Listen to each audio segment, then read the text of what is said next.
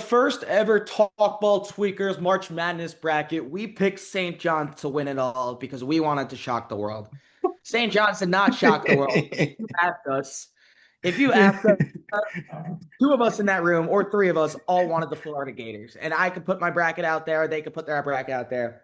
We had Florida. We wanted to shock the world. But anyway, we're back. March Madness. And yeah, let's fill out a fucking bracket. Let's go. Let's So get it. yeah, how we feeling? Best time of the year. That's all I gotta say. I, Best I time of the year. I forgot to even bring my shirt, but how about my Howard Bison winning for the first time in school history last night? Let's HU. get it. You know it. HU. You know. But yeah, that's all I wanted to say. All right, let's get into this. I'm about to say, let's, Let's let's get right into it. Let's talk some ball, man. Let's talk Facts, ball. facts. Did it for us. Yeah, whatever. Time to fill out a bracket. Let's just get right into it, I guess. yeah. Might as well, yeah. Let's go.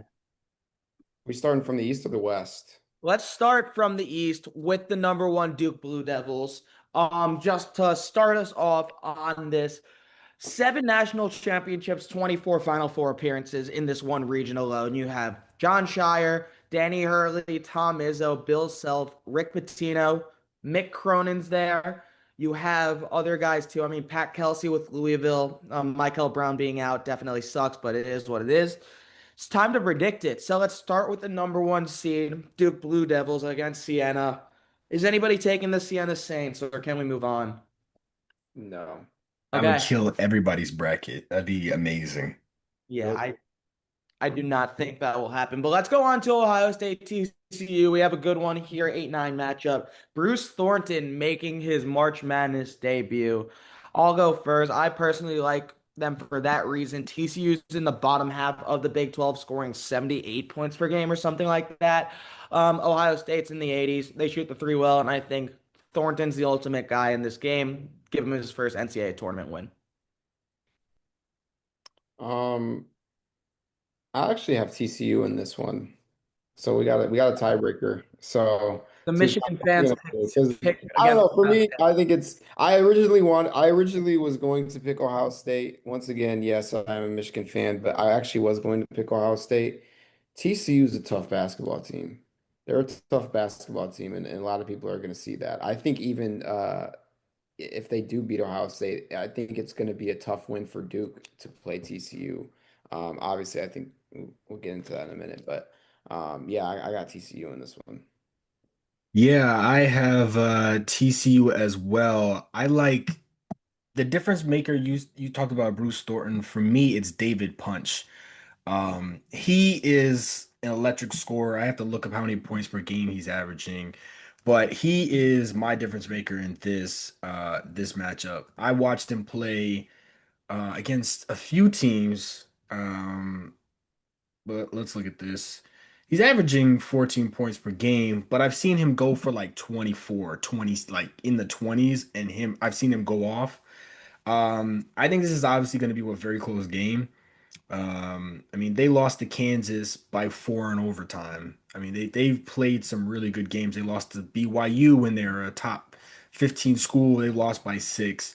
They've had some really close losses to some good teams. They lost by 9 to Houston, and when Houston was really good, like they've had really great loss, a big loss. They beat Iowa State 62 to 55. So for me, I think Punch is going to come through in this game, especially seeing an opponent. I think he's licking his chops at the first matchup, and I think they want Duke, so I'm going TCU. So tiebreaker goes to TCU. Horn Frogs move on. Sounds good.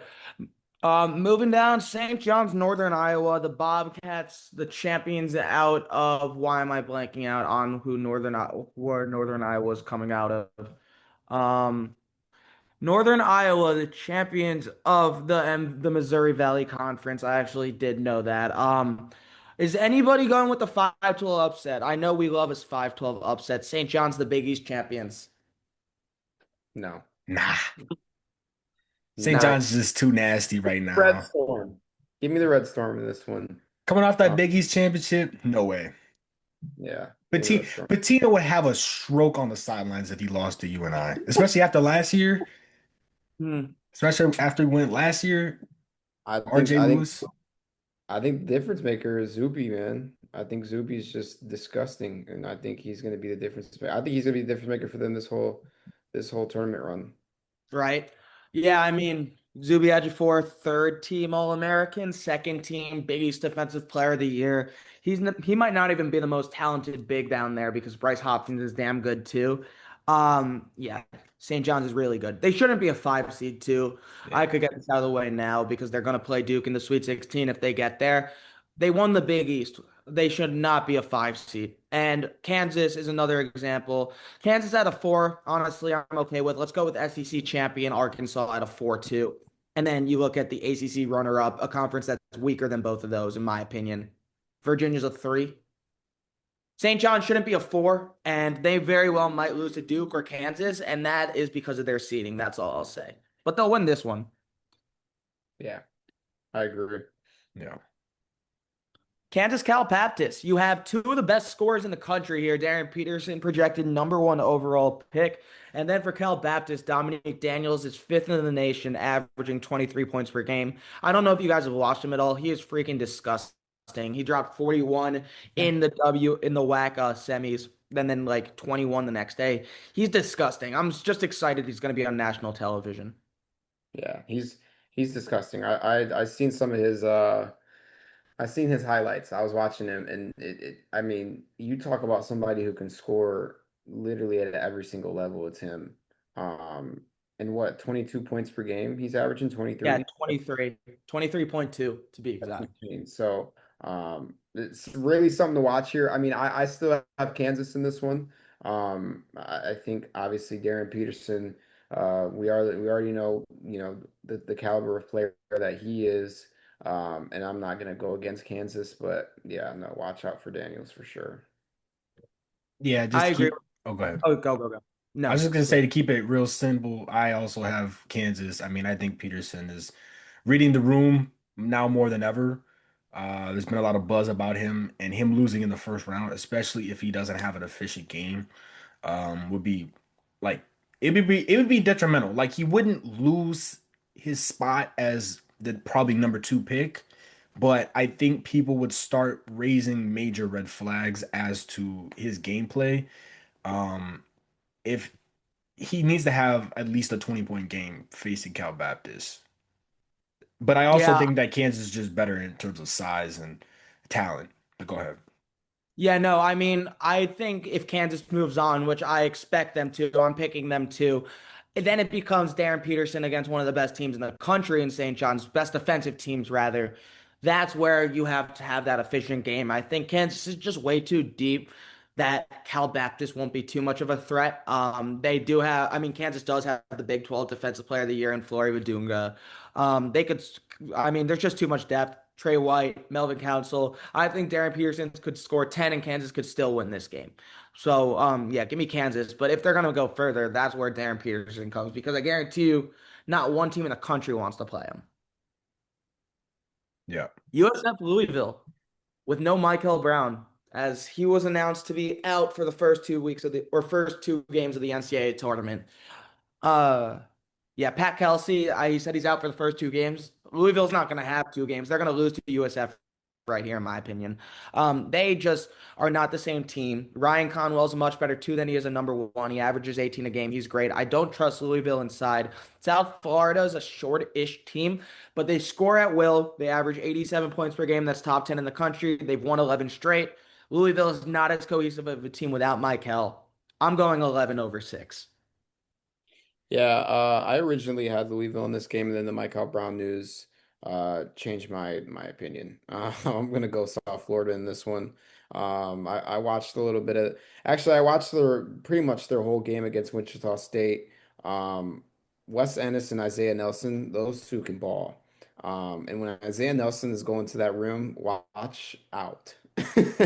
Watch out. So yeah, I got South Florida winning that one. They're a dangerous, dangerous team. Yeah, I think the biggest difference maker was Michael Brown. I mean, I had Louisville as well. I was debating before Michael Brown got hurt, but then I thought, okay, he missed the entire Big 12 tournament. He's gonna come back. He's gonna light it on fire. That's gonna be a difference maker. Him being out, even if Louisville wins this game, they're gonna be out the next game, which can be against Michigan State. Just tells me everything I need to know about about where Louisville's going. They have size, like you said, in comparison to South Florida, but I think that South Florida is going to be licking their chops, especially when a guy who can give you 40 on any given night, 30 to 40, is not playing. It's like, oh, okay, we it's March Madness. Let's turn up. So I have South Florida as well. Exactly. And before we move on, South Florida, an awesome story. Obviously, Abdullah Bir Rahim passed away before the season. And new coach Byron Hodgson, one, thank you for not taking the Syracuse job. You would have hated it there. And two, your dad's going to be in the crowd. So good for you on your first NCAA tournament win if we're right. But let's move to Michigan State, North Dakota State. Everyone knows the calendar goes January, February, Izzo. But they might be using the Aztec calendar, honestly, because it's been a while. But I think Michigan State will beat North Dakota State. Yeah, no, I think Michigan's got this one, or Michigan State's got this one. Why I said Michigan was because they're really wrong, and when you really think about March, you got to think about Michigan. You don't think about Michigan State no more. You think about the Wolverines. So that's all I had to say. Hmm. Yeah, I think nothing really has to be said here. I think they're gonna take care of business in the first game. Michigan State's gonna have a slight bit of a run here, in my opinion, but Izzo has not won the championship in 20 plus years, and he always falls short just a little bit. So yeah, it's one of those years. They have talent, but they don't have the most talent. I don't look at them like, oh man, this team's got everything. It's like they got a bunch of older players that are fundamentally driven, guys that are great in their roles, but that's not enough to win the title. Especially when we talk about one of the most talented March Madnesses we've ever seen. No. Yeah, I mean, very fast. Like Michigan State, Jeremy Fears, regardless of what people think about him, he's good at basketball. All right, he's great at dictating the pace. He's scoring much better, and you said it well. They're really experienced and they're really fundamentally sound. Cohen Carr needs to have the best college games of his career against UConn or Duke or whoever they play. He's the guy that you're just like, he's the talent. He needs to be there. And I'm sure we'll talk about that eventually. But yeah, Michigan State moving on. Moving down, UCLA, UCF. UCF has a guy that shoots free throws like Chris Pennant. His name is John Bull, and he shoots with one hand. Fun fact. That doesn't matter to me. UCLA is winning this game, in my opinion. They're 6-2 in their last eight. I gave you useless information. They're one of the best three-point shooting teams in America recently, too. And Donovan Dent's finally worth the $3 million that they paid him. Um, God bless. Give me the Bruins here. Yeah, I got UCLA here. I think they showed kind of their capabilities in the Big Ten tournament. Donovan Dent's been playing out of his mind. I mean, not even really out of his mind. He's been playing how he should be. And Yeah, exactly. I mean, he was one of the leading scorers in college basketball last year and then forgot how to yeah, score the first half of the season. yeah, exactly. So, I mean, he's one of the best point guards in the nation. And I think he's going to continue that, uh, and at least around the 64. So for me, we are not gonna have a clean sweep. I'm taking UCF Good. with the upset. I have UCF because I watched them play um last couple of games of the season, and then I watched them in the Big 12 tournament, and they can't beat in Arizona because they got absolutely blown out by Arizona in the Big 12 tournament. They can't beat a Houston or a Duke. But I do think that this is one of those moments that they're super streaky as a team. They've had good wins. They beat BYU on the road. They beat I can't remember who it was. It was I think they beat Houston. Um and one other ranked team. I can't remember if it was Kansas or Iowa State. But It'd they it'd be Purdue too. Purdue, right. So they have guys that are good. Riley Kugel averaging 14 points per game. Demus Fulks averaging 14, both really good. I like Jordan Burks averaging 13. Stillwell averaging 11. They have capable bigs. I like them a lot. And in comparison, UCLA is really good. They haven't had Tyler Bilodeau, who's their best scorer at 17 per game for a while. I can't remember if he's playing. He's playing. He's He's playing. playing. He's playing. Okay. So that Yeah. makes a difference, but I still think that he'll have to take some time to like get accustomed to playing again, especially when you're hurt and you come back. I also like Johnny Dawkins as the coach. I think he's a pretty good coach. Playing experience, he's been here before.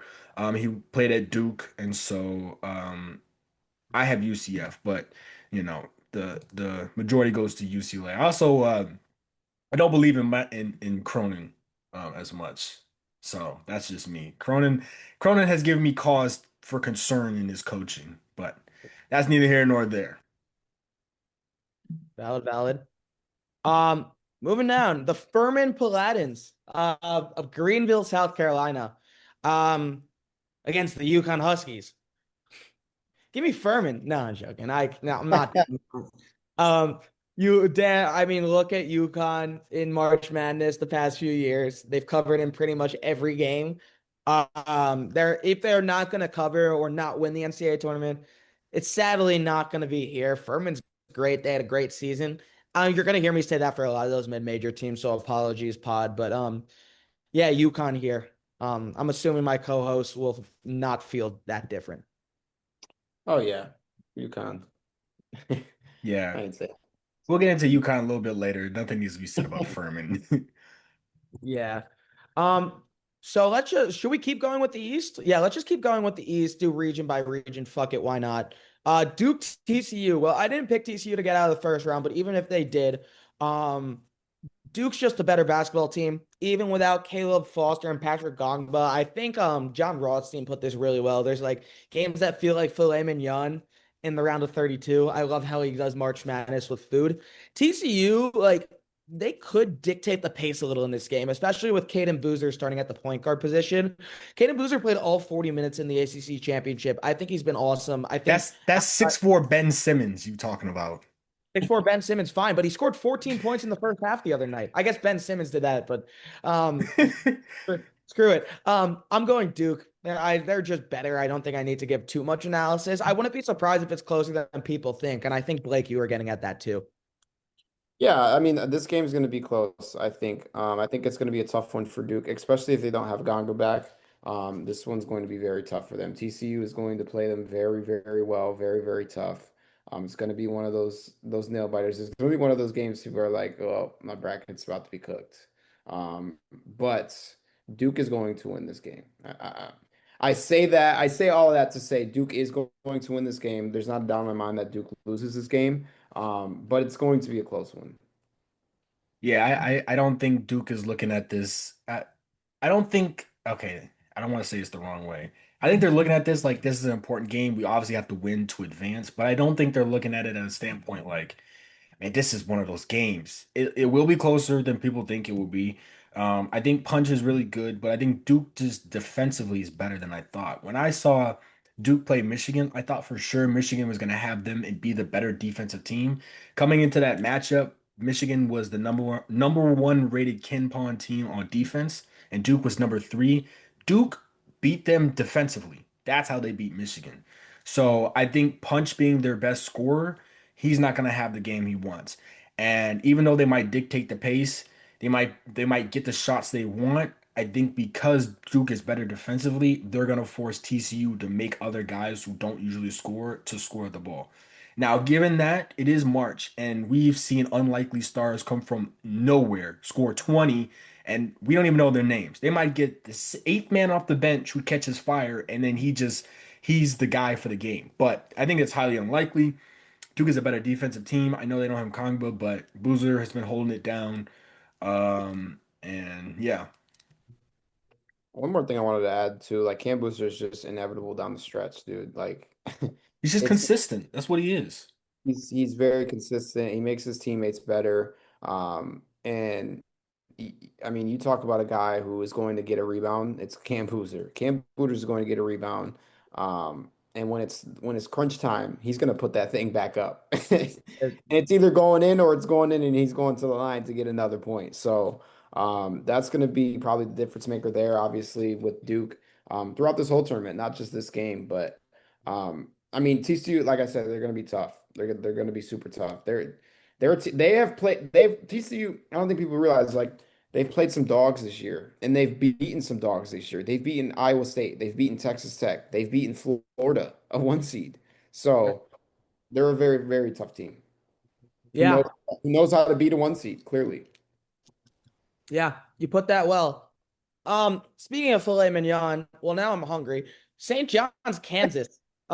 St. John's, Kansas. And if you watch this, you will eat. Yeah, exactly. This will also be Sunday night, if I had to guess, because they play on Friday. So great way to end the week for sure. A lot of storylines in this game. Bill Self versus Rick Pitino. Zuby Ejiofor transferred from Kansas. Mike Francesa, it was not because of Joel Embiid. Just let me get that out of the way. Did you guys see that? You guys saw that, right?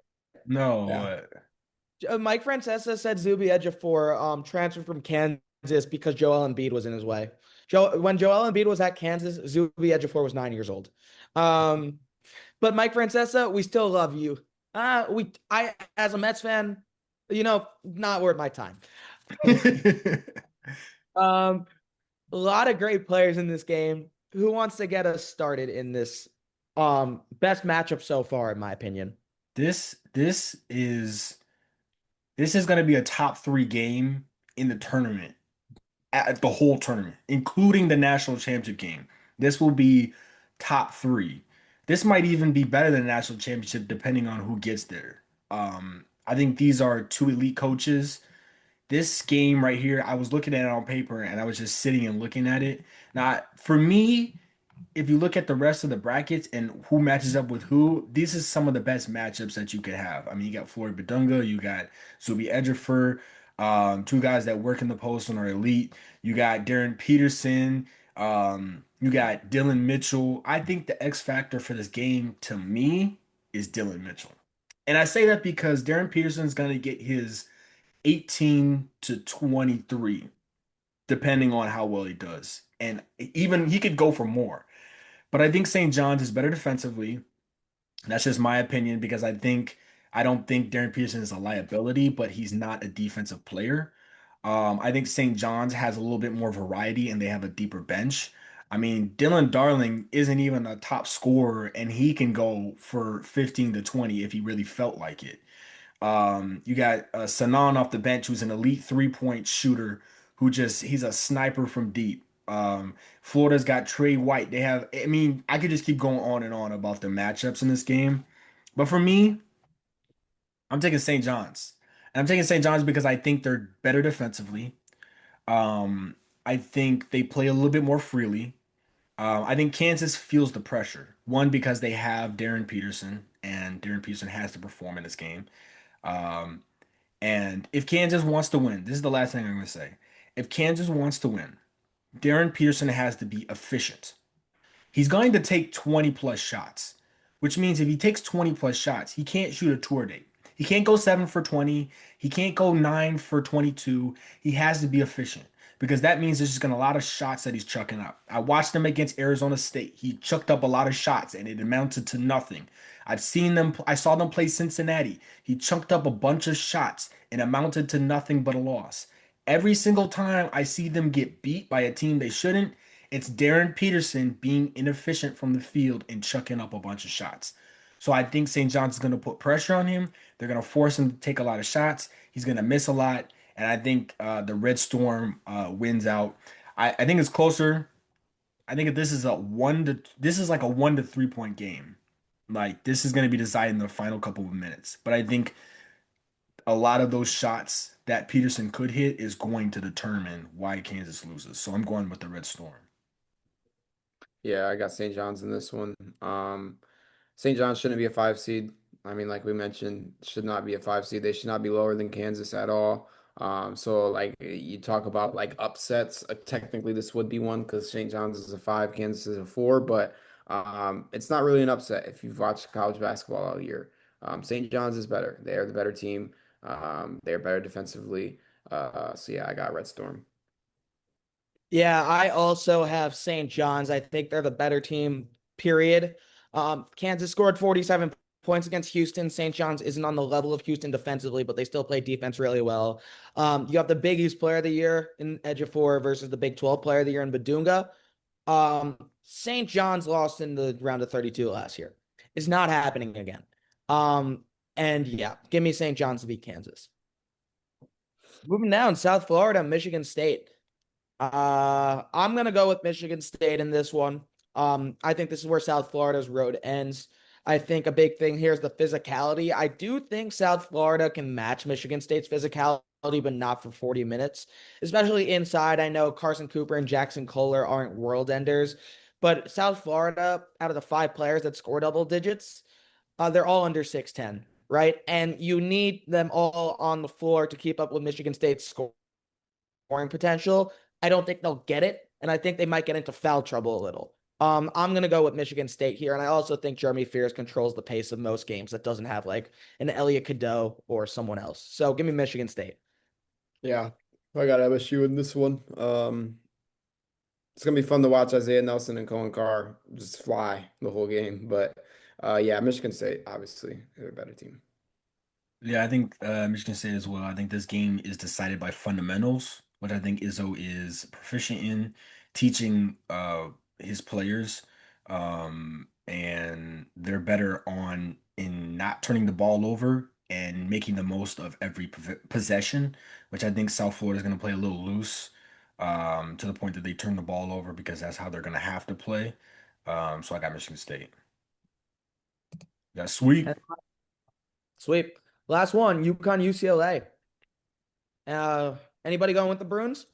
I know Never, some people on mine are. never. I'm gonna go with the Huskies here, but I am going to put this game on upset watch. Yeah. No, I agree with you. Especially if UCLA wins in the first round. They're one of the hottest teams in the country. UConn is not one of the hottest teams in the country.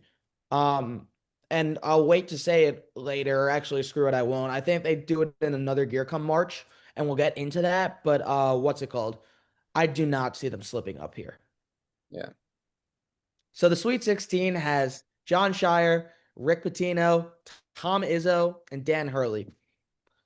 And I'll pose the question to you guys first. Can St. John's beat Duke? They absolutely can beat Duke. I've picked my personal bracket. I've picked a few of them actually. Every time I get to this game, I fight with myself on who I want, who I'm going to pick in this game. Um, I think St. John's has everything that you need to absolutely shut down Cam Boozer and beat this Duke team. They have it all. Um, you've also got and one guy that stands out to me in this game for St. John's is Ian Jackson, a former North Carolina Tar Heel. He is now in a Red Storm jersey. He obviously didn't beat Duke last year, but um, He's been in the rivalry. he's been in the library and he knows exactly how to play Duke and I think that's a big difference maker there. But I am going to pick Duke because I get whispers of RJ Lewis in my ear every single time I look at this game. I'm not gonna do it. I can't do it. I won't do it. I'm not picking St. John's past the Sweet 16. Give me Duke in this game. This is another game that is on upset watch, though. This is a really interesting game because, like you said, I think they have everything in their bag to stop Cam Boozer. I think they have the size, they have the matchups. Again, Isaiah Evans is a really phenomenal player, but with Dylan Mitchell on him, I think Dylan Mitchell can play good enough defense to prevent him from going off. Dame Sarr is really good. I think they can match up well with him. Um, I think Darling can match up with Caden Boozer. I mean, I don't think you're letting him shoot, so you don't need him to get. All you need is just to stop. Just let him shoot. I mean, no offense to him, you're shooting 25% from three as a point guard. I'm gonna let you shoot it. You shoot it 4 times, you make it once. We can live with that. So for me, I'm picking St. John's, and I think the reason is because I think Patino had his heart ripped out last tourney because we went with St. John's and RJ Lewis. But here's the thing about St. John's. I don't think they're too dependent on one player. I think Zuby Ejiofor is obviously phenomenal, but I don't think they need him to drop a crazy amount of points for them to win the game. They can turn defense into offense just like Duke can, but I think St. John's is just a tad more physical than Duke. I think Duke is great defensively, but I think St. John's is more physical. And I think when I watched that Big East championship game, I already knew St. John's was really good, but the way they forced UConn, like they physically dominated UConn. The only person on UConn that was really doing anything was Reed, was Terrence Reed. So, um, you know what I mean? Hmm. I'm going St. John's, but again, obviously Duke can win the whole thing. Um, but I'm riding with the Red Storm again. You know what I'm saying? Valid. Uh, Dude, I've spent days and days and days trying to convince myself that St. John's could win this game. And I think I can. And I couldn't even get my one, I'm from New York, but then again, I'm not a St. John's fan. It's just cool. And two, everyone knows me. I hate Duke. It doesn't change the way I view Duke, though, as a reporter, content producer, whatever you want to call us. And I'm just like, St. John's is good enough to beat Duke. In one game, though, I cannot pick them against Duke. At this point, they'll have Patrick Gongba back. They won't have Caleb Foster, but you look at St. John's' two losses in 2026. Blake, you said it. They shot 25% from behind the arc. Duke's one of the better three-point shooting teams in America. They're top 50 in America scoring, and they're the third best defensive team in the country. Dame Sari is going to lock up someone. And inside, Patrick Gongba is huge defensively, and he also takes pressure off Cam Boozer. I think if this was a 7 game series, if we wanted to put it this way, I would take St. John's, especially with Caleb Foster being out. This isn't a 7 game series, and I'll go to my deathbed saying I do not like Duke. Duke's winning this game, and I'll be rooting for St. John's. Won't change my opinion here. I'm gonna go with Duke. Well, I made that way too emotional. Um, it is what it is. Michigan State, UConn. All right, before you guys go, I'll go first. Yeah, I think you guys said it well that Michigan State, in terms of natural talent, they don't have it. The way I put it is UConn's ceiling is much higher than Michigan State's. I think if UConn turns it on a bunch, they could beat any team in the country. It won't take them a lot to get hyped for this game. Michigan State's fine defensively. They're not great defensively. Trust one of Solo Ball or Silas DeMary to have a good game. The matchup inside, Terrence Reed, he knows the Spartans, being a Michigan Wolverine for some time. And yeah, I like UConn here to beat Michigan State. Yeah, I'm gonna go UConn. Just don't think Michigan State has the talent to beat them.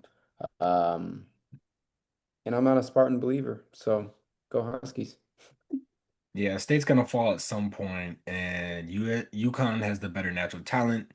I think, dare I say, I think they have the better coaching. I know Izzo's really good. I think he is. Let me put this very carefully. I won't say he's Can't an wait, overrated. can't wait to hear this. I won't say he's an overrated coach. He's definitely not an overrated coach.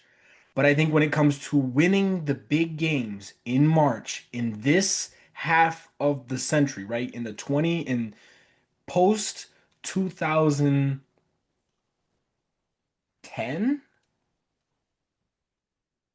from past post 2015, I want to say. Post 2015. I ah, it's really hard to say when. It's hard to pinpoint when, but at least in the 2020s, Michigan State has not had it. And I feel like he's overrated within the last 6 years. I think Hurley's a better coach within the last 6 years. And I don't just say that because he's won a national title. I say this because he's done more winning. He's won the Big East more times. He's won the national championship. He's had better teams. He's recruited better.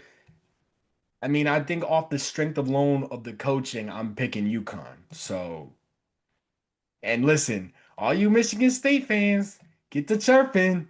Get to chirping. Because when you take that fat L and you go home, just think about what I just said. All right, you're not gonna fire Izzo. You're never gonna fire Izzo. But I'm just saying. Yeah, yeah, valid. Okay, next up, the final of the East region. And we'll speed it up a little because that took a little long for the rest of them. Duke UConn.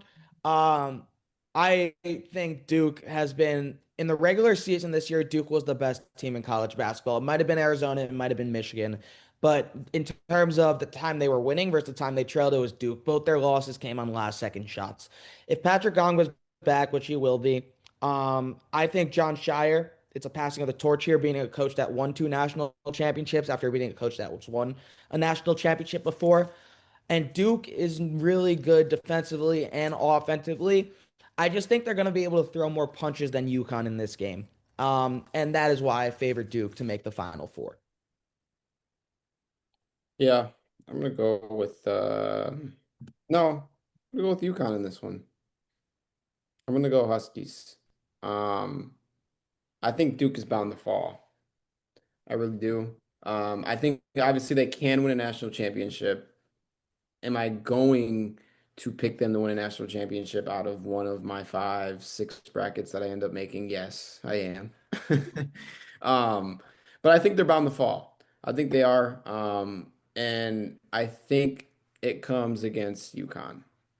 I think UConn is going to be the mentally tough team um, that isn't going to walk into that game phased by who they are playing. Um, you can't go into a game against Duke and be like, oh my God, I'm playing Duke.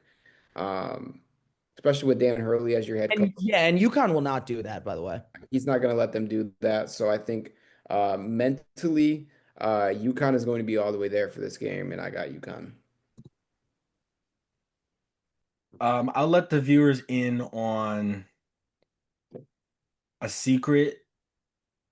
Since St. John's is eliminated, I think I won't say the only team that can stop Duke before they get to the Final Four is St. John's. But I truly believe St. John's was the only team that will stop them. So in my bracket, I had St. John's actually getting to the national championship game. Call me crazy. Uh, It's not crazy. If they beat Duke, I'll have them there too. I mean, I'm picking Duke in this one. I just think St. John's has everything you want. And while UConn is really good, I don't think that they have enough.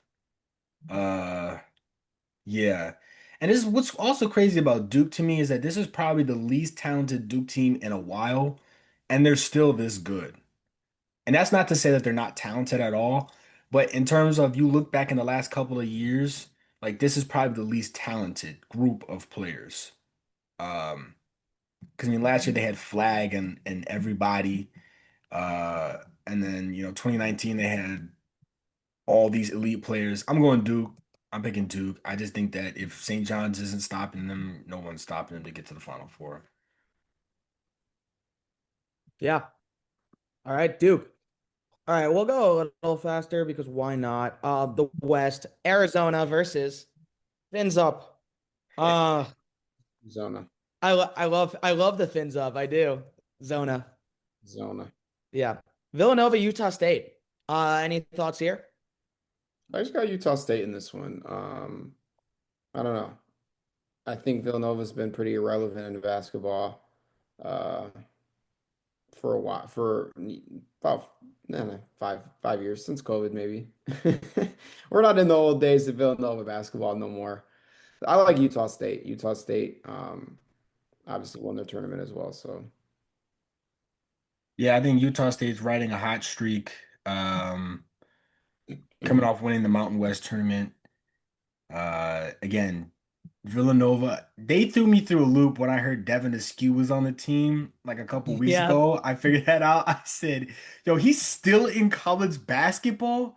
I said he was there, he was a 5-star when NIL wasn't even a thing, and now he's in Villanova. Okay.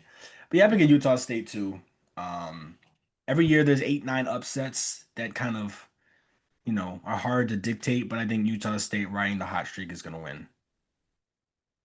I also have Utah State. I really like a Caden Lewis of Villanova. Villanova doesn't have Matthew Hodge, that's huge, and Mason Felslev is really good, Mountain West Player of the Year. Their coach said they were underseeded. I fully agree. Utah State. Wisconsin High Point.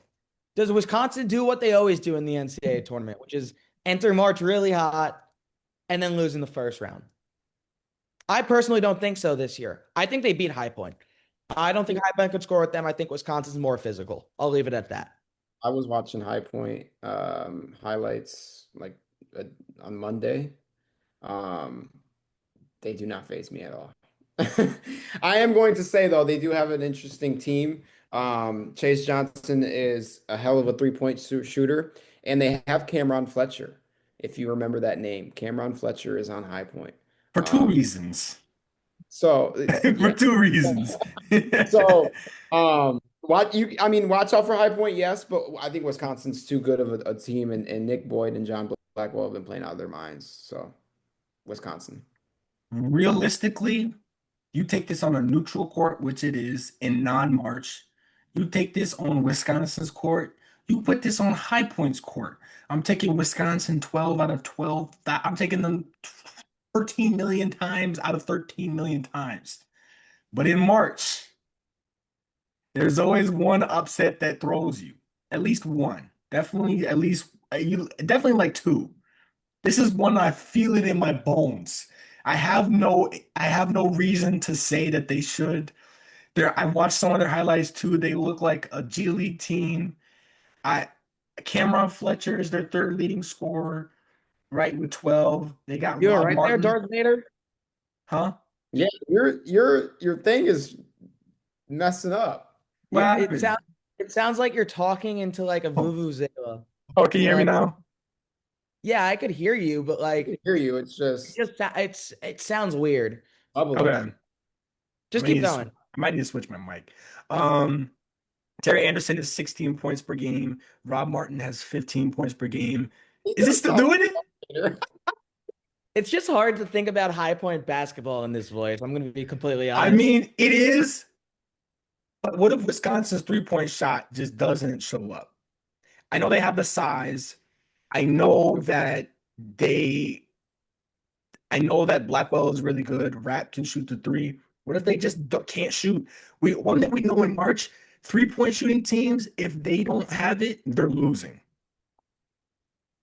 Ah, okay. We going Wisconsin on the tiebreaker. Not really much of a tiebreaker, but I'm picking High Point for my bracket. I picked High Point. I feel it in my bones. All right. That Let's go Um, Panthers, baby. Panthers basketball. Cameron Fletcher threw it for two reasons. that is the You know what I'm truth. talking about. Stick it. Arkansas, Hawaii. Hawaii said they're not scared of Darius Acuff today. They did respect him as a good player. Yeah, they said that we respect him as a player, but they said we're not scared of him. Oh, they're playing with fire, boy. They're playing with fire. Can I predict he goes for 35? Yeah. What That's not even a hot take. anyway. Yeah. That's not even a hot Darius, take. like I'll keep this short and sweet. The freshman rankings were Devonta, Peterson, Boozer, Wilson, and everyone else. Acuff's right up there now. Darius Acuff is so good. He's not as good as his brother Tyson. No, I'm joking. Arkansas. Yeah, give me Arkansas on this one. I'm not. No, I'm not even. Yeah, give me Arkansas. Yeah. We'll get into it a little bit later when they face off against a better opponent. But yeah, that's AI Junior, and he's not scared of Hawaii. I'm not scared of Hawaii. Put me in an Arkansas jersey. I'm not scared of Hawaii. Facts. Bet. BYU, Texas. Now, people are comparing AJ DeBanza, the projected number one, number two overall pick, whatever you want to call it, to Kevin Durant. It's Tracy I don't know. McGrady. Yeah, I saw that too. Texas is not good defensively. I still don't know what I watched yesterday against NC State. They can score the ball. I love Dalen Swain. I like Traymon Mark. AJ DeBanza, what's been most impressive about him is he's played 36 plus minutes in pretty much every game since Richie Saunders went down.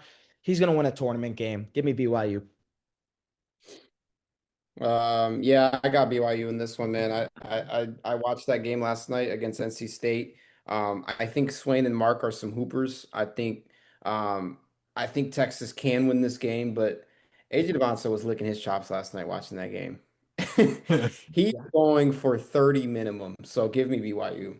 And Robert White as well. He's got experience in this tournament. So give me BYU. Yeah, to keep it plain and simple, Texas is not that great of a basketball team.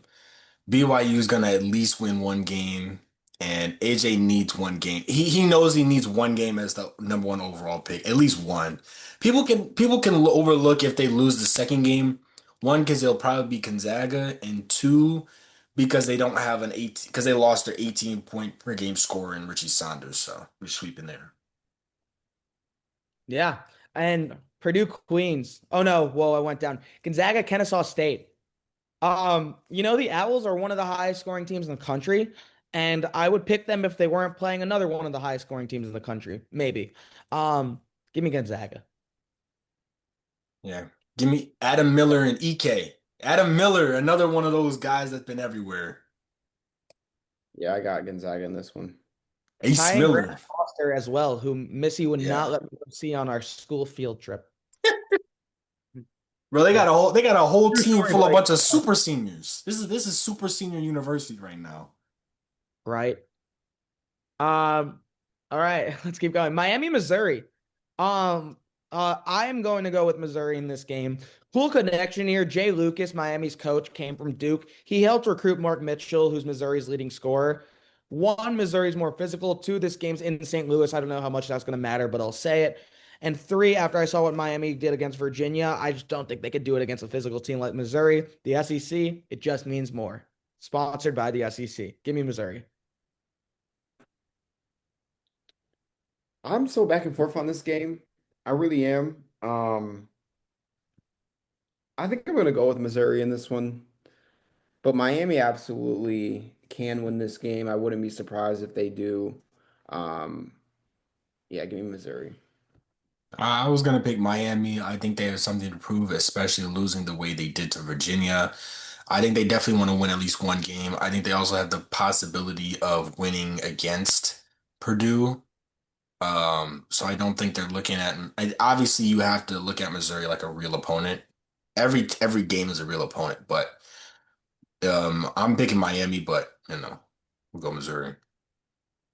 Well, Purdue Queens. I'm in Charlotte. I'm a few minutes away from Queens. Doesn't matter. I don't- didn't matter. Oh, I actually thought about this game for a minute, for like a hot second. I was like, could Queens do it? And the answer is yes, they could. Now, will they? No. And I say that because I'm a little bit down on Purdue. Um, I think they peaked in terms of winning the Big Ten tournament. They'll win a few games in March Madness, but that'll be about it in my opinion. I've been down on Purdue for this entire season, and I'll continue to be down on them. Yeah, cool. Going to the top, Arizona, Utah State. Right. Arizona's yeah, okay, cool. Let's skip it. Wisconsin, Arkansas. Great game, honestly. Frick, there's some sort of connection here that I'm forgetting. Um, I'm going with Arkansas. I think they are I mean, they're one of the best three-point shooting teams in the country recently. And Nick Boyd's a great scorer. He averages 20 a game. Darius Acuff is a much better scorer. I like Arkansas. I think they're more talented. yeah, I got Arkansas on this one. Yeah, I think their length, their better coaching, and the fact that they got AI Junior. I'm gonna say it till they lose. When you're compared to Allen Iverson, and then other people are like Kyrie, which he's not Kyrie, he's more Allen Iverson. If you get compared to Allen Iverson, this is probably the only time I've ever seen somebody rise up and increase their stock this late in a season. Like he was obviously a top 10 pick, but then he started going crazy towards the back end of the season through the tournament. And then people sat up and were like, wait a minute, we haven't really been paying attention to him. And now he might have risen from eighth, seventh, eighth pick to maybe the third, maybe the fourth, third or fourth, depending. So yeah, give me Arkansas. Fire. BYU Gonzaga. A lot of offense in this game right off the bat. Does AJ DeBanson make it to the Sweet 16? No, Nah, Gonzaga in this one. Yeah, I I think, also like Gonzaga in this one. they can't compete offensively with Gonzaga, unfortunately. yeah. And then last one, Purdue versus Missouri. I'm gonna go with Purdue. Um, yeah, I just don't think Missouri has two wins in them in March, in full honesty. Nah, not against Purdue. Yeah. Sweet 16, Arizona versus Arkansas. This is a trendy one. Darius Acuff, I'm assuming, is the reason why. So I'm gonna go with Arizona. Yeah, Arizona's the most complete team in the country. I know I said Duke's the best. Arizona's the most complete, and I've seen them go up against every challenge and yeah, get punched in the mouth and come back. Darius Acuff might be the best scorer in America right now. Doesn't matter. Arizona's depth is too much. I think that plays the difference. Arizona to the Elite Eight.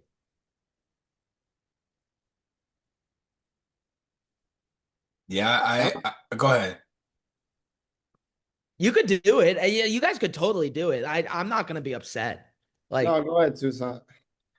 Listen, I mean, Darius Acuff is my favorite player in the draft. Not even just because he's from Michigan, but his play style, um, the way he just facilitates and shoots the ball and scores, and I just think that he's really that good. But Arizona has everything you need, and like you said, Jake. They passed every test. When Koa Pete went out, I thought they were gonna lose like four straight games. They lost two. They bounced back. They realized that they were still that good. They had Delorso come off the bench still and be a critical piece. Tobe Awaka stepped up. They still have Krivas, Jaden Bradley. They have everything you need, and so Arkansas is really good. They have a lot of length, but I think Owaka is going to make a big difference, especially rebounding offensively. I think Krivas is bigger than Swan is good. I believe it's Malik Swan. Can't remember if that's his name. Arkansas big man, but Zona. Unfortunately, this is where the magical run for Acuff ends. you could still do it. I mean, yeah, my pick doesn't matter. I'm going Arkansas on this one. I think they continue their momentum heading into this tournament. If Brazil and DJ Wagner, I'm not even gonna say that Darius Acuff is the difference maker in when it comes to Arkansas and winning games in this tournament. It's Trayvon Brazil and it's DJ Wagner. If Brazil can play both ways very efficiently, and he's consistent. And DJ Wagner can play his role. He can hit threes. He can provide extra scoring. Arkansas is going to go far in this tournament. I'm going Arkansas. There's Acuff Jr. snatched DJ Wagner chain. I'm just gonna leave that there. I'm just gonna leave that there. I'm He sorry, did. but he did that. You did do that. Gonzaga, Purdue. Who wants to go first here?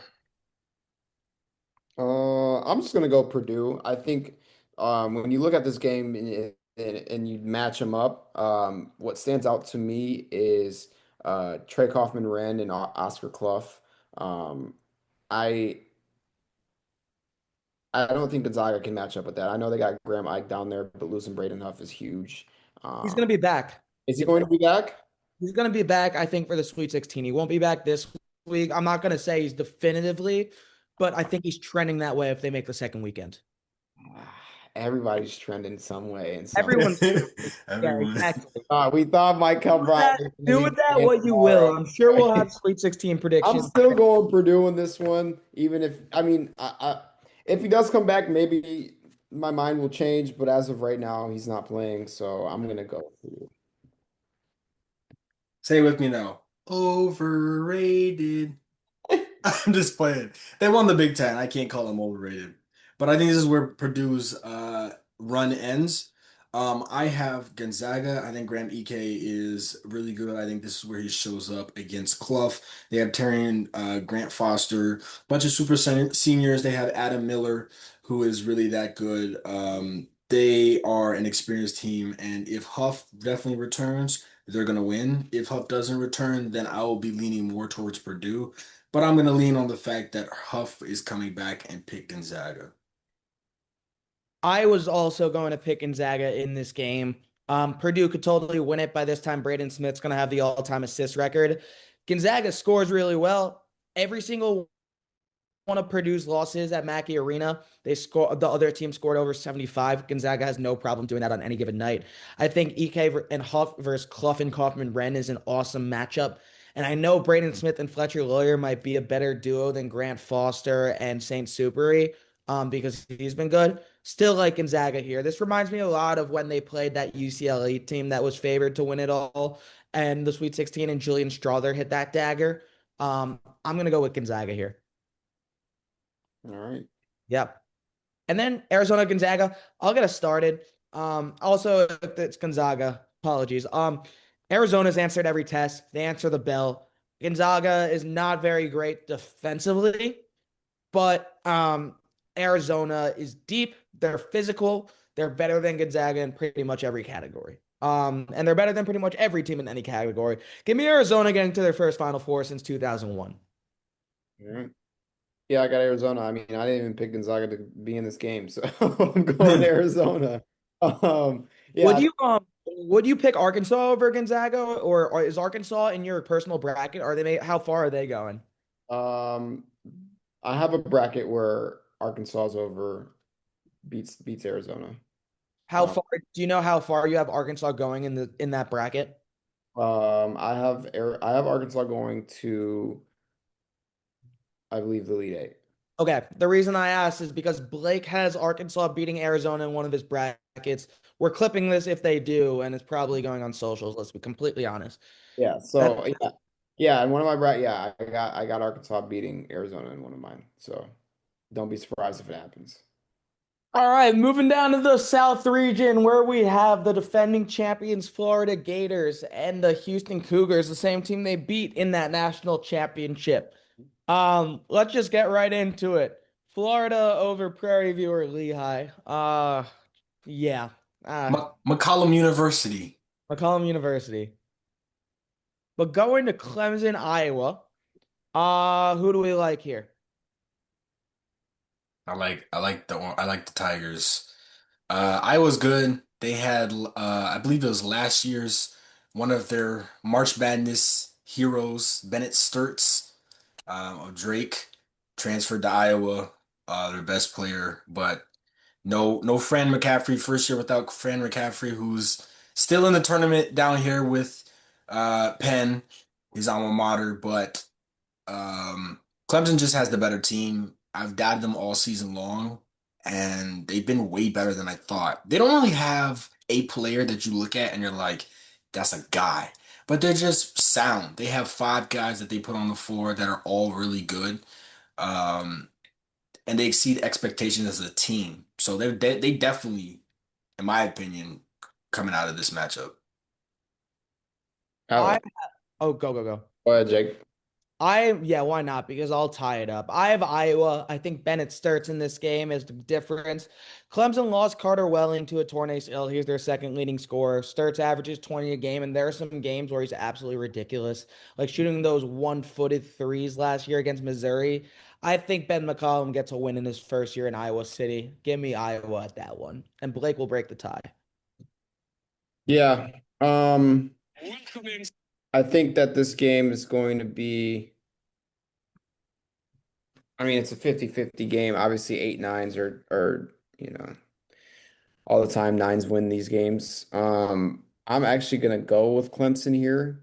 I think Iowa's problem is they rely on Bennett Sturts a little bit too much. And obviously Bennett Sturts is a hell of a player and we know what he is in March Madness, obviously, with what he did at Drake. But I like Clemson in this one. I really do. And I know Welling is out. That's going to be a huge factor for Clemson, but I think Dylan Hunter can step up. And I think he will step up. So I got the Tigers. Cool. Vanderbilt McNeese, Samir Oricon makes his return back to the tournament. Andy. Yeah, I'm Andy. gonna go Vanderbilt too. They set a program record for wins this year. Tyler Tanner is great, and Deuce Miles,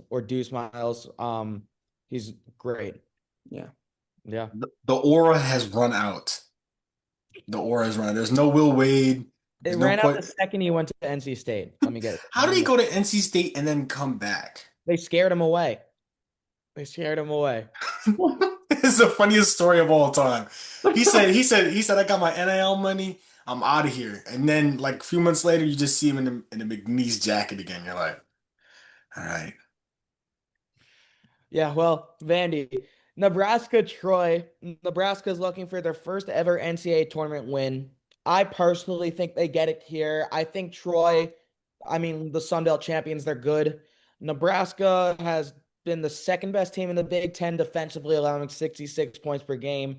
I think Price Sanford will have his way with Troy, for lack of a better term. Give me Nebraska, first ever NCAA tournament win. I am gonna go with Troy here. Um, four guys in double digit scoring, one guy right outside of that mark, and you got the Campbell twins, the Ginger twins. Give me Troy in this one. I like Troy. And the problem with me with Nebraska is relying on their three-point shooting a little bit too much. If they're not going to be able to make shots tomorrow, um, that's going to be tough. That's going to be tough for them. So give me Troy in this one. I am going Nebraska. Um, I think Price Sanford shows up. I think they're a really good shooting team. I think they're just the better team, and I think the coach is oh my gosh, Hoiberg, not Hoiberg. Um, who's Hoiberg. Nebraska's? Yeah, it is Hoiberg. Okay, I thought I was Fred Hoiberg. I thought I was trick. I was tripping. Yeah, Fred Hoiberg gets his first win at Nebraska in the tournament, first ever. So I'm going Nebraska. Cool, cool. Next up, UNC VCU. UNC obviously without Caleb Wilson. Yeah. Who wants to go first? I I'll know the go. Carolina fan doesn't want to go first, or does he want to go I'll first? go. I'll go first. I still think Carolina wins this game. VCU won the A10 championship in both the regular season. They tied with St. Louis and they won the tournament. I still think North Carolina's a better basketball team. VCU's great. North Carolina, yeah, they're not going to go far without Caleb Wilson. They still have Seth Trimble and they still have Henry Visar. So I think they'll win an NCAA tournament game. Hubert Davis in his first NCAA tournament every year, the average margin of victory is 29. So he'll have them ready to play. Give me Carolina. It's a nice stat you brought out. I like that. Thank you. Thank you. I like that a lot. As a Carolina fan, I've been scoring for that. Oh yeah, I know you have. Doesn't matter. I'm going VCU here. I knew it was coming. I knew it was coming. I said, wait on it, wait on it. I like VCU in this game. Terrence Hill Jr. is a baller. He really is. Yes, he So is. that's all I gotta say. Go VCU. Yeah, I'm picking UNC. I think without Caleb Wilson, they can't really go far. But I do think that without Caleb Wilson, there's still a good team. VCU definitely can beat them, but I'm going to go UNC just on the strength that I think that Hubert Davis is going to have them ready for at least one game. After that, all bets are off, but I'm picking UNC. Fire. Illinois Penn. Penn's without one of their best players already to a second concussion, and TJ Powers, he's probably going to play, but he's under the weather. Even if they had five TJ Powers, I'd still pick Illinois because Illinois' offense is so good and Keaton Wagler is so good. Yeah, Penn is scary with TJ Power, man. That guy can ball. I got Illinois in this one though. I think they're like you just said, Jake. Keaton Wagler, hell of a player, hell of a freshman. Yeah, Illinois is gonna win that one. Yeah, I have the Illini. I think they're just the better team. Um, they're bigger. I mean, they're a really tall team. I mean, they have a bunch of 6'10" shooters who can also finish around the rim. Obviously, Wagler is a top freshman. I got Illinois in this one. Moving on, St. Mary's, Texas A&M. St. Mary's for me is one of the best three-point shooting teams in America coming out of the WCC. I think they'll beat Texas A&M. I don't trust Rashawn Agee and Rylan Griffin enough. Give me St. Mary's here. Yeah, I got St. Mary's in this one. Yeah, same. Cool. Moving on, Houston. We could just get that out of the way. Well, what about Idaho? Idaho could Idaho. Good for them. Good for them. Next up, Florida, Clemson. Florida's just way better, and Carter Welling being out is going to be huge here. If this is the game, Ruben Chinmulu, Alex Condon, and Thomas Halk are the best front court in the country. Yeah. Yeah, I got Florida in this one. Yeah, no brainer. Cool. Nebraska. Yeah. Well, if this is the game, I'm going Vanderbilt. I think Nebraska gets 1 win. I don't think they get 2. Vanderbilt just beat Florida. They're playing their best basketball of the year. This would be program defining for both teams. Whoever makes the Sweet 16, I think Vanderbilt sets up a rematch with Florida. I like Tyler Tanner, Tyler Nickel, Duke Miles, so give me them. Yeah, I got Vandy in this one. Sneaky, sneaky. Very good defensively. Yeah, Vanderbilt's just the best they've ever been in basketball for a while. Hoiberg's good, but I think Tyler Tanner and Deuce Miles, have one of the best backcourts in college basketball. And they're still severely underrated. So give me Vandy. All right. Illinois. Illinois, not one. Yeah, Illinois. Just I'll say it very fast. He just Yeah, well, I'm just gonna say it really fast, and this is only because I'm a North Carolina fan. Anybody that watches college basketball, anybody that covers college basketball, anybody who reads about college basketball knows that North Carolina could have won the NCAA tournament with Caleb Wilson. They're not one of the best teams in the country, but Caleb Wilson's one of the best players in the country. He's one of those 5 players who could win you a game any night. And outside of being a fan for any college basketball, just like person that watches it, it's a shame he doesn't get to play in the NCAA tournament. It just is. Just had to state my case, and I'm not the only one that's going to say it, obviously. True. Houston over St. Mary's. Houston had to play the WCC champs Gonzaga last year in the round of 32, and they made it way too close for my liking. I think that they'll drag St. Mary's into the fight here, as Kelvin Sampson's team usually does. Houston. Yeah, I got Houston in this one. I think they're going to spank St. Mary's. Yeah. They're out for blood. Yeah. Let's keep going. Florida, Vandy. Vandy just smoked Florida in the SEC championship. I'm not going against them here. This would be the biggest game in Vanderbilt sports history, pretty much school history or basketball history rather, since their football team is actually like sort of decent now. Florida in the Sweet 16, I like their experience. Todd Golden's team knows how to come back the second time around. They were on way too much of a high. I'm glad they got brought back down to earth. I think they get Vanderbilt here.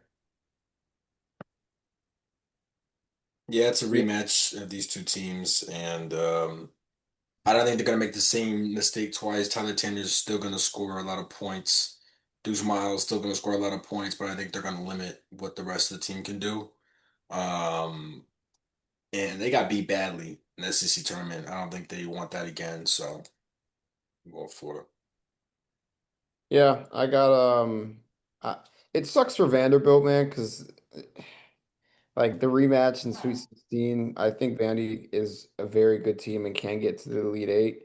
But it just so happens you have to play Florida in a rematch. Florida's not going to lose to them like they did last time, so give me Florida. And then on the bottom, Illinois, Houston, two contrasting styles here. You have the Houston defense versus the Illinois offense, one of the top in the country versus one of the top in the country. Who we like here?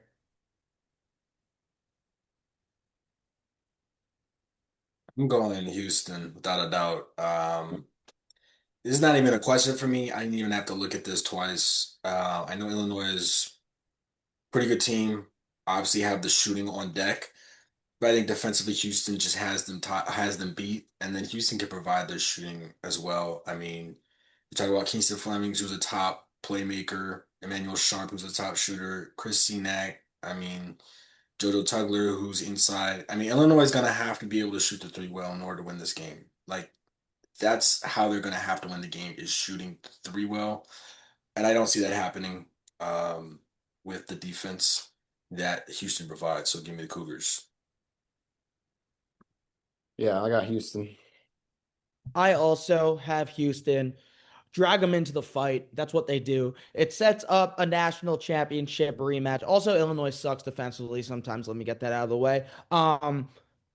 Yeah, we have a natty rematch. And by the way, this game would be in Houston.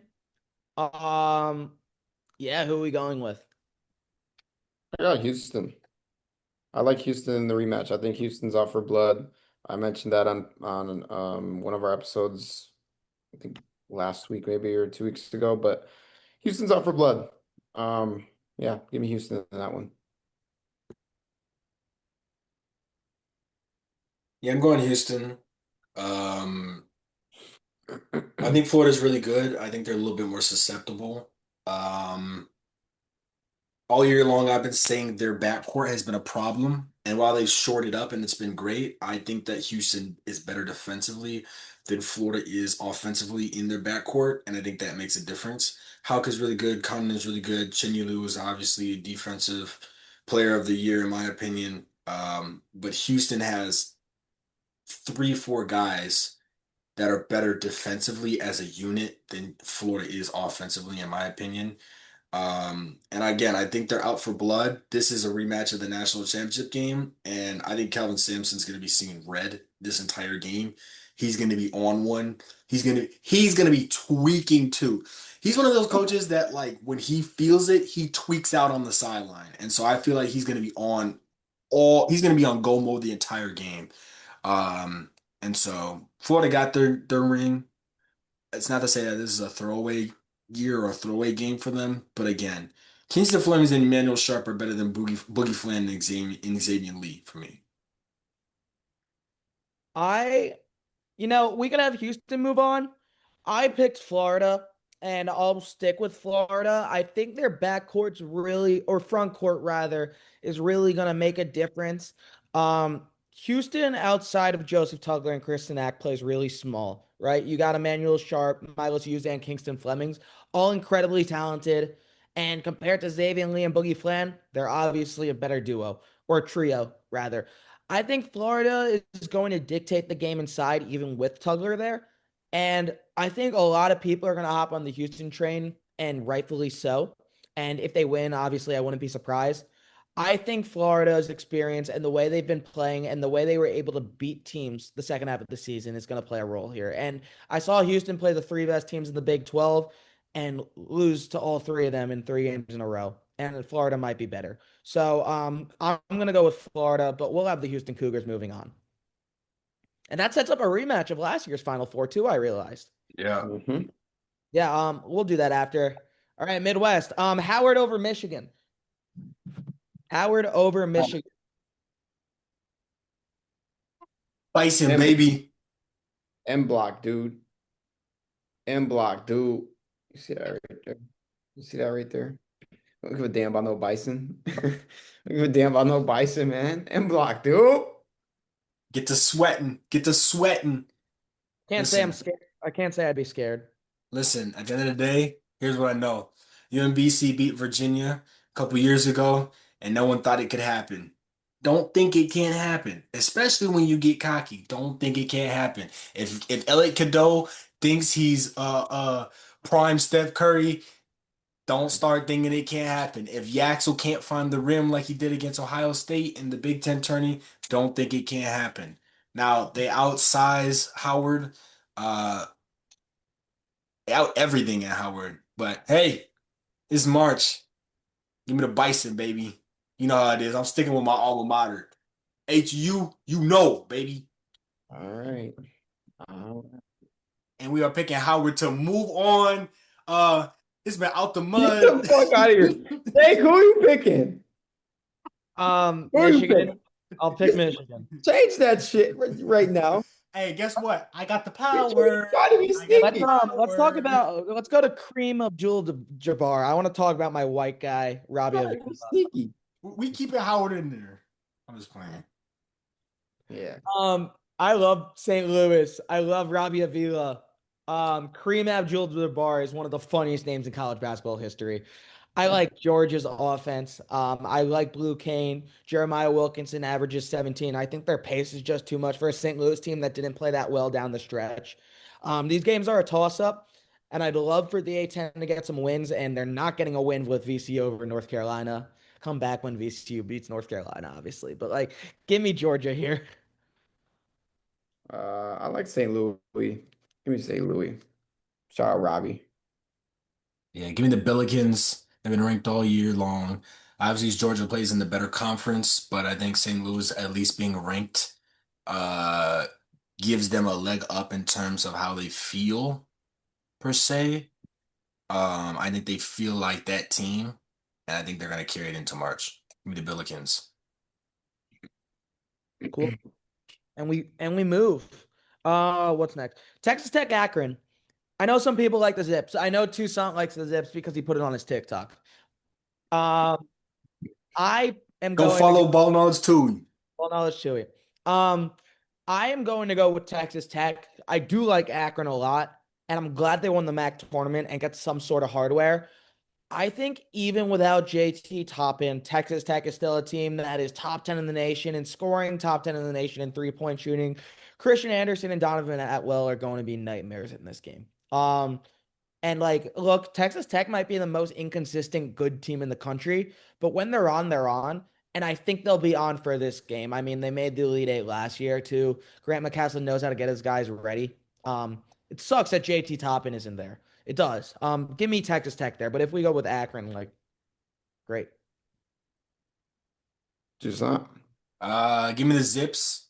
Um, I'm picking the Zips based off the fact that they have a senior loaded team. Tavari Johnson's averaging 20 points per game. You got Amani Lyles who's got 14. Shama Scott's got 12. They're pretty consistent. I mean, they have three guys that average 7 points per game, which means they can score upwards of 10, give you double digits. They got good guys coming off the bench. I think Texas Tech is feeling the heat on the season.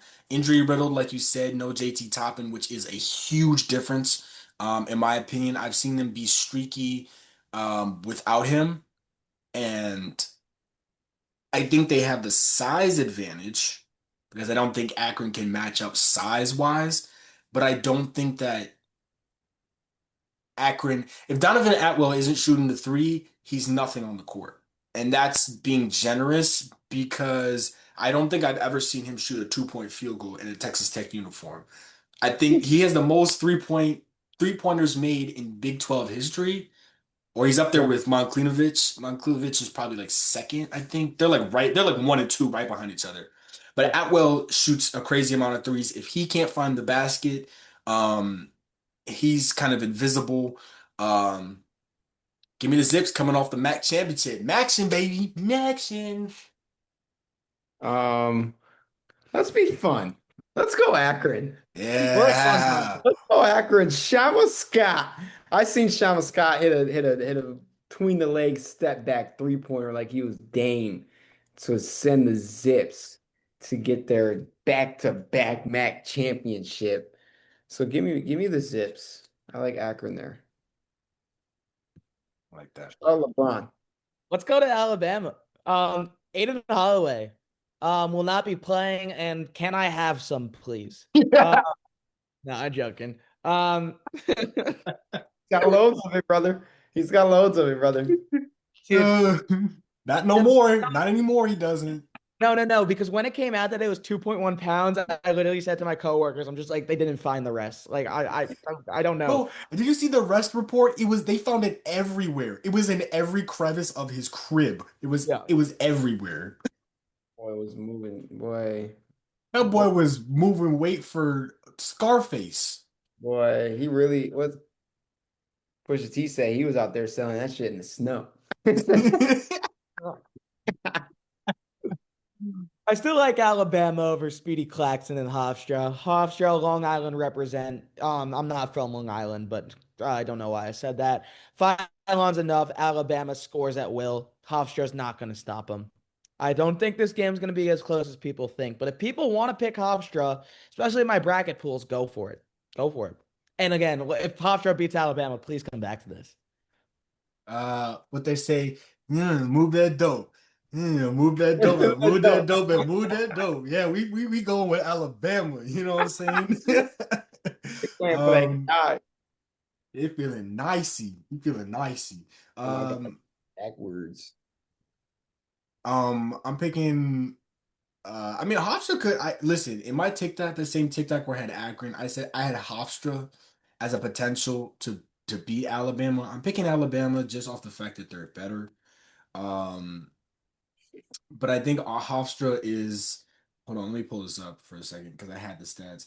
Cruz Davis is averaging 20. Preston Edmond averaging nearly 16.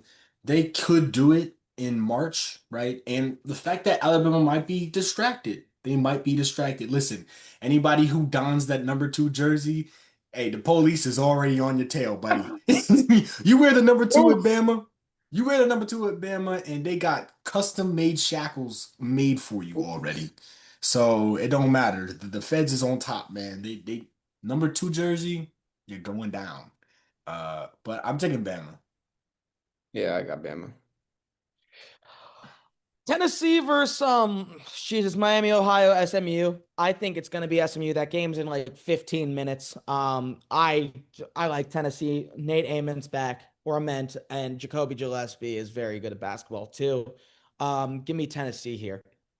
Yeah, Yeah, I I'm like excited to see Boopy Miller and Jerron Pierre, but Tennessee for sure. And we'll go with Virginia over Wright State here, right? yeah. Okay, Kentucky, Santa Clara. Let me start us off. Kentucky, I just said Texas Tech's the most inconsistent team. It might be Kentucky. It really might be Kentucky. We could talk about the money, we could talk about the roster. They do not know how to play the same brand of basketball on any given night. Give me Santa Clara.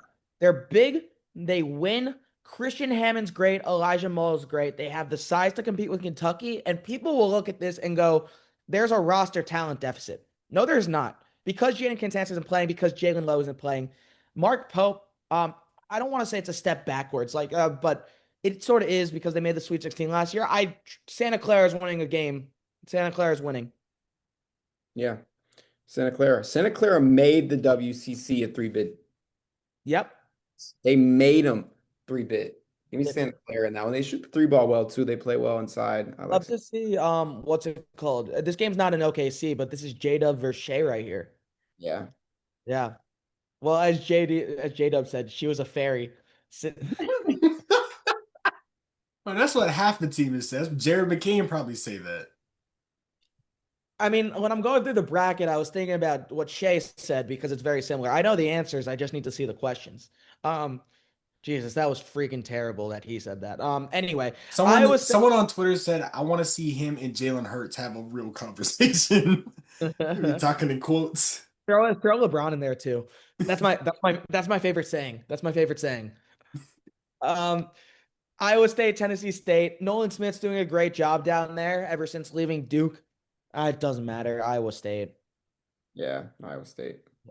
Let's keep Tennessee going. State, I was gonna say I got family that worked at Tennessee State, family in Nashville. I would love to see them win, but Iowa State's a monster. I've doubted Iowa State from the beginning of the season, and they've exceeded all my expectations, but I would love for Tennessee State to throw everybody's bracket. All right, Howard and St. Louis, who we picking?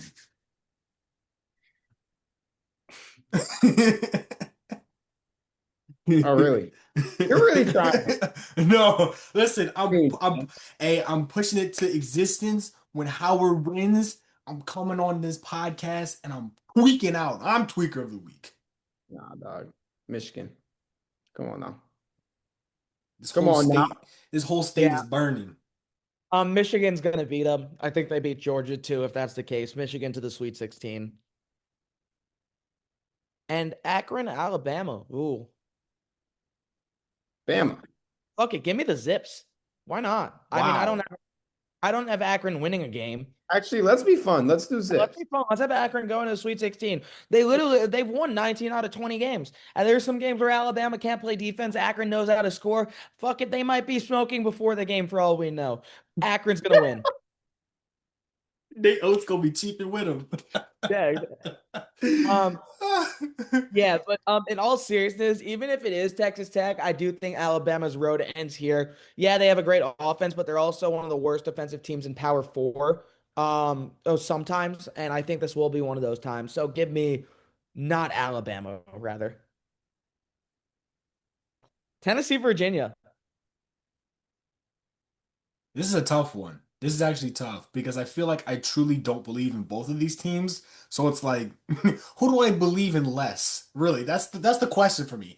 Who do I believe in less? Do I believe in Virginia less or do I believe in Tennessee less? I keep seeing Rick Barnes have these good teams, but they're never good enough. They always win until they face a powerhouse and then they get absolutely reeled. And then I see Virginia on the other side and I'm like, I didn't believe in Virginia at all, and somehow they got all the way to the ACC championship, which exceeded some of my expectations. And Well, these, the ACC sucks. that's true, but I still didn't think they were going to get to the ACC championship. I thought Miami was going to do it, or at least somebody else. So it's like, who do I believe in less? Yeah, give me Tennessee. They have the top. They have a top 10 pick. Gillespie's good. Rick Barnes doesn't lose the bat to. He kind of does. He's susceptible to losses to mediocre teams, but I'm going Volunteers. Yeah. Um, I don't know. Give me Virginia in this one. Tennessee just loses. They just lose. They lose games. They They lose do. games. They lose games, dude. Like they do. They really do. Like I just I can't- they've been inconsistent all year to me. I like Virginia in this one. For days and weeks or months, I've said Virginia's not making it out of the first weekend, and I still very much believe that. Our audience hated it, and they got mad at me for saying they're not. Our They audience were on your hated. ass. They were They on were your on my, ass. they were on my ass. And audience, by the way, they're not a great 3-point shooting team. I'll double down on that, especially in games against top 25 teams. They shoot like 30% from behind the arc. They're 77th in the nation. Virginia's lost 5 games this year. All 5 of those games, the best player was on the other team. He was on the other team. And people will go, oh, it was Caleb Wilson or Cam Boozer. Yeah, it was. And then what's it called? Ben Hammond went for 30 when you lost in triple overtime in fucking Blacksburg. So Virginia, their kryptonite is individually talented players. And Tennessee has the 2 best individually talented players in this game. If you needed to tell me one seed, one lower seed to beat a higher seed in this NCAA tournament, that's a lock. Tennessee's beating Virginia. Tennessee's beating Virginia. It's nothing against Ryan Odom. It's nothing against Virginia. Tennessee's more talented. Tennessee might be consistent. Virginia's losing this game. You can't say nothing against them and go over on a tangent like I totally can because that. I because respect that. I totally can. All the Virginia fans think they're the shit. You were in the ACC. You were in the ACC. Your players were okay. I like Tester Ritter. I like Dalen Hall. You were in the ACC. You weren't great statistically, and your best win was against Louisville without Michael Brown. And then they go, "Oh, we have quad one wins. Quad one means the top 75 in the country." So I don't know what you're going about there. Have fun losing in Philly. Oh man. Oh, all right. My family been pissing me off lately with this. My sister goes to Virginia Pod.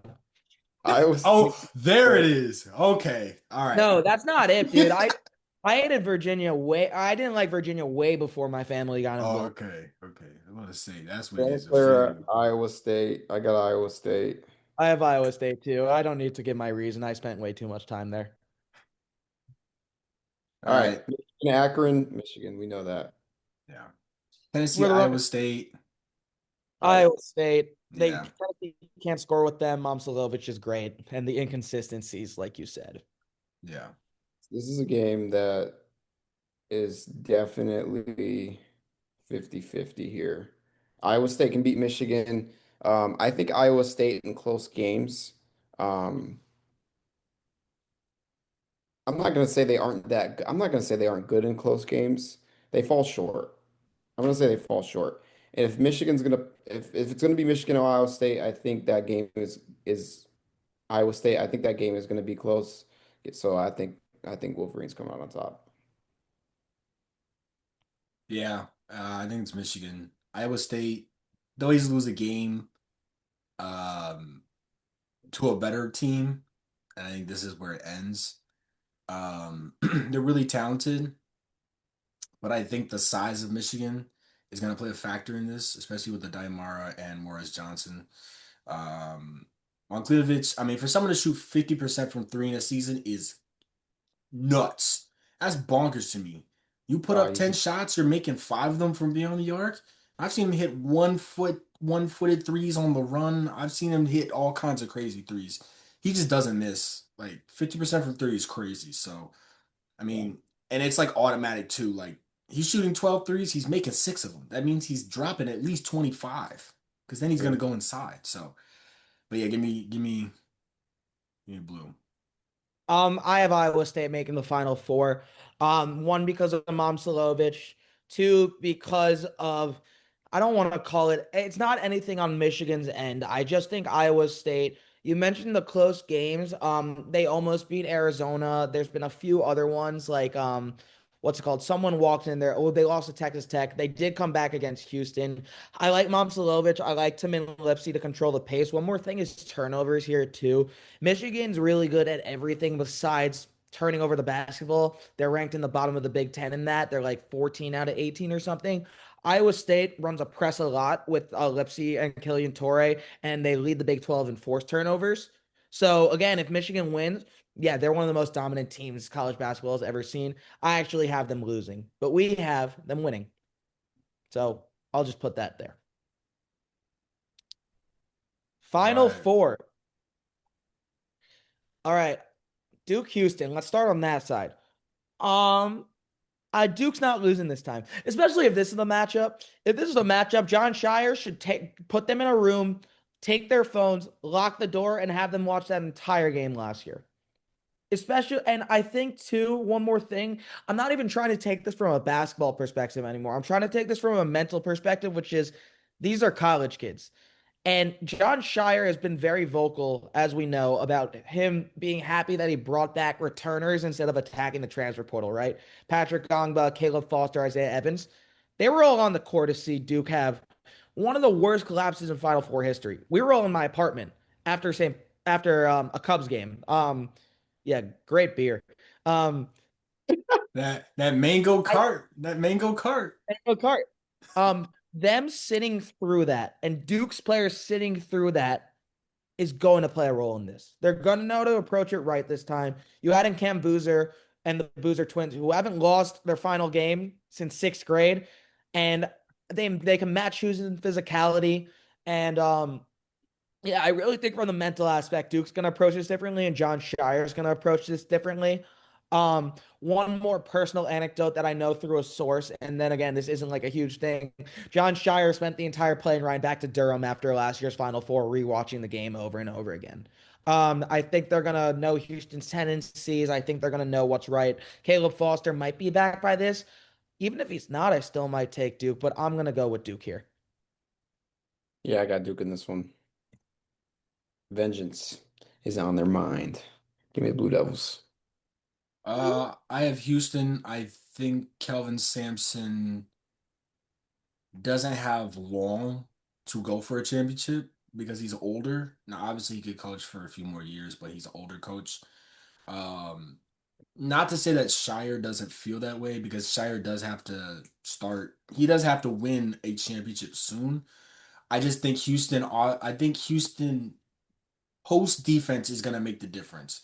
I think they're gonna slow down Cam Boozer. Boozer is 40% from three, and he can shoot the three, but he doesn't take many threes a game. So his game is primarily inside. He's gonna have to go up against Tugler and Cenac. Both of them are. He's about the same height as Tugler. Tugler's about 6'8", Boozer's 6'9".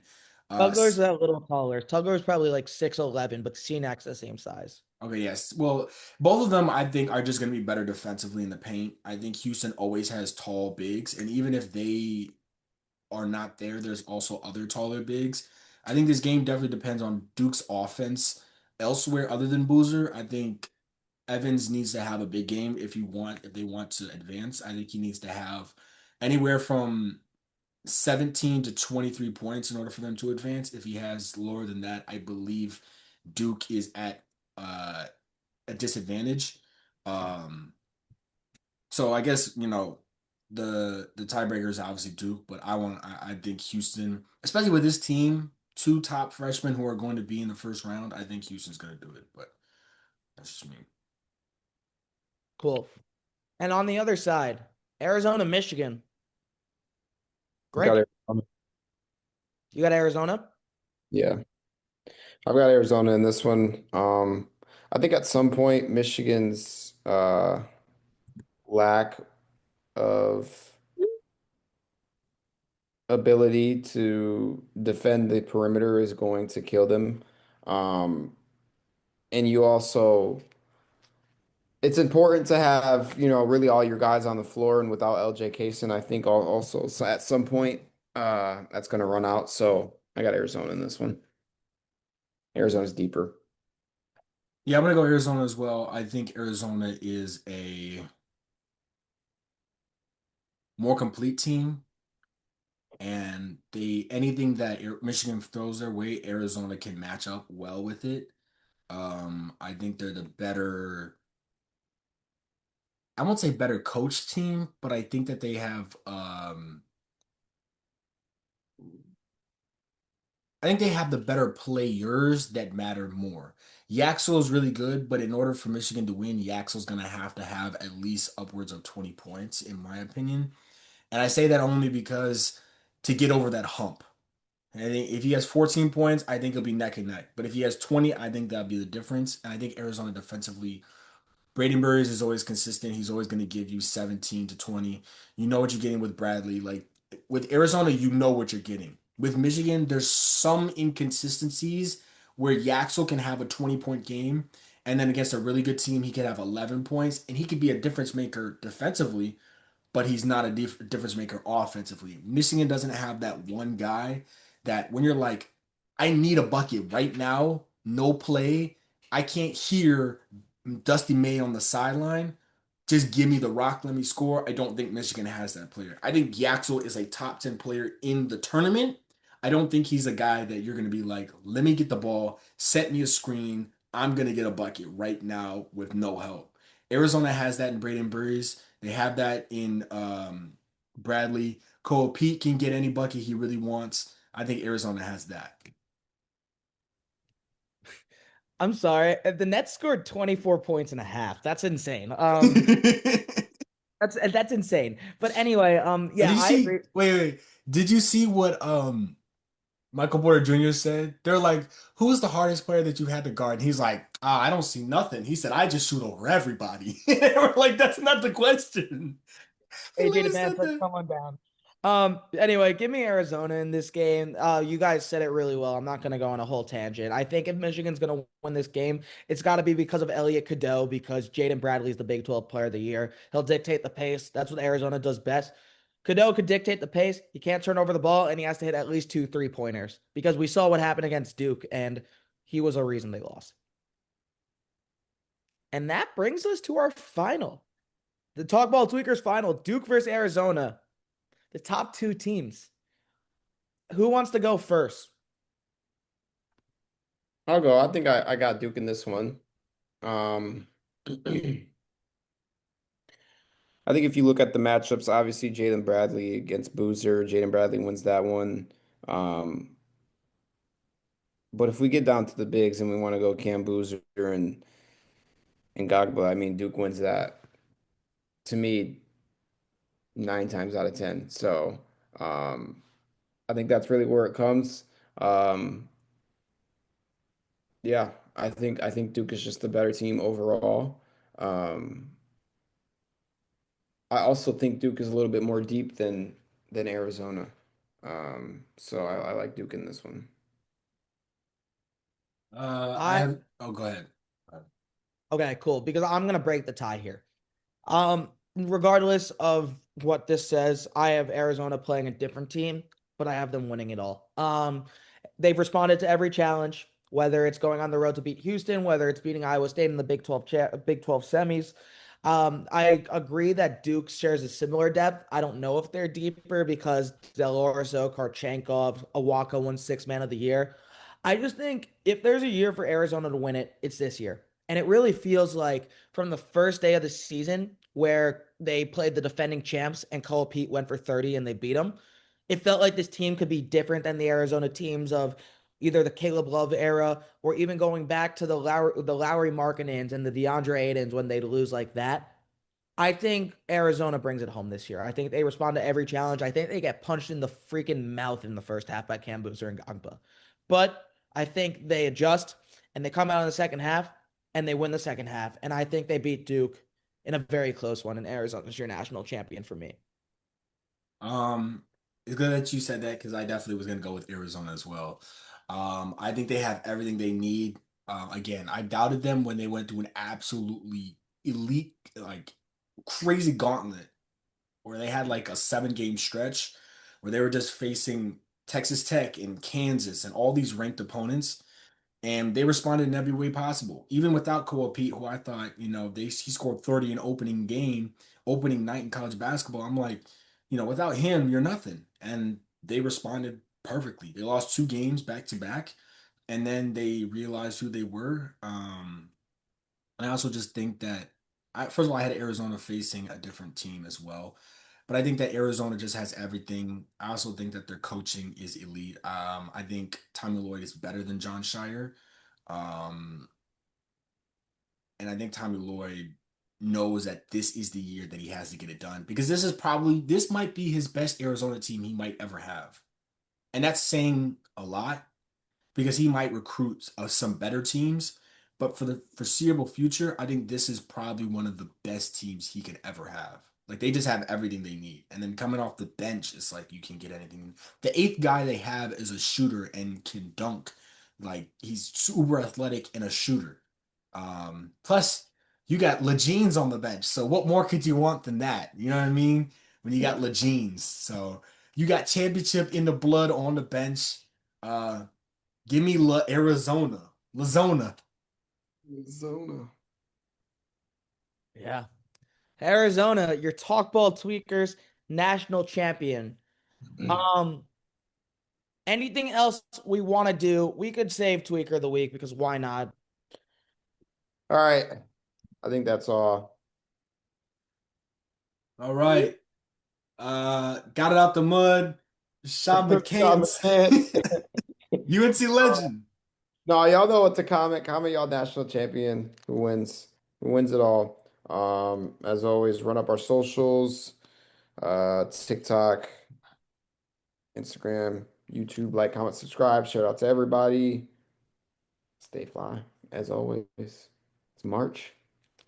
Howard to the chip, baby.